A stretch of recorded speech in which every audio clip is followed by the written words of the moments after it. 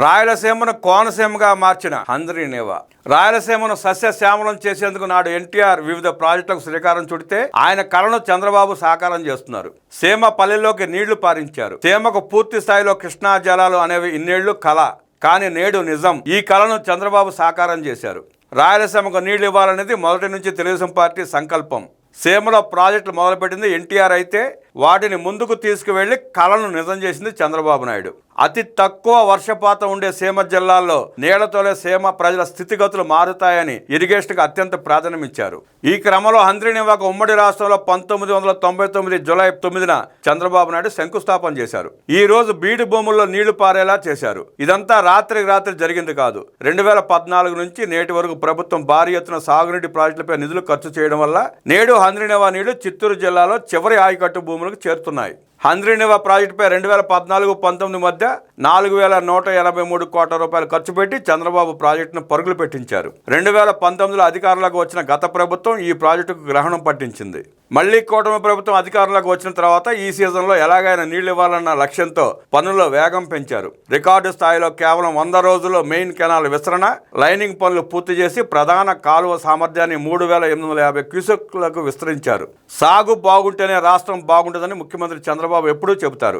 చెప్పడమే కాదు, దాన్ని చేసి చూపించాలన్న సంకల్పంతోనే రికార్డు స్థాయిలో చేపట్టిన హంద్రీనేవా కాలువ విస్తరణ పనులతో సీమకు జలకళ తెచ్చారు. ఈ ప్రాజెక్టు ద్వారా మొత్తం 6 లక్షల ఎకరాలకు సాగునీరు, 33 లక్షల మందికి తాగునీరు అందుతోంది. విస్తరించిన కాలువల ద్వారా పరుగులు పెడుతున్న కృష్ణమ్మ 19 నియోజకవర్గాలకు తాకింది. 10 రిజర్వాయర్లను నింపుతోంది. కర్నూలు జిల్లాలో కృష్ణగిరి, పత్తికొండ, అనంతపురం జిల్లాలో జీడిపల్లి, పెన్నా, అహోబిలం బ్యాలెన్సింగ్ రిజర్వాయర్లు నిండాయి. సత్యసాయి జిల్లాలో మారాల, గొల్లపల్లి, చెర్లోపల్లి, అన్నమయ్య జిల్లాలోని శ్రీనివాసపురం, అడవిపల్లి రిజర్వాయర్లు నిండుతున్నాయి. అలాగే గాజుల దిన్నెకు నీరు చేరింది. హంద్రీనేవా ఆయకట్టులో చిట్ట చివరి జిల్లా చిత్తూరు. చిత్తూరు జిల్లాలో 16 లక్షల ఎకరాలు సాగు భూమి ఉన్నా కేవలం 6 లక్షల ఎకరాలకే సాగునీరు అందుతోంది. మిగిలిన 10 లక్షల ఎకరాలకు సాగునీరు ఇస్తే రైతులకు నీటి కొరతే ఉండదు. హంద్రీనేవా రెండో దశ పనులు పూర్తి చేసి జిల్లాలోని 2.2 లక్షల ఎకరాలకు సాగునీరు ప్రభుత్వం ఇవ్వనుంది.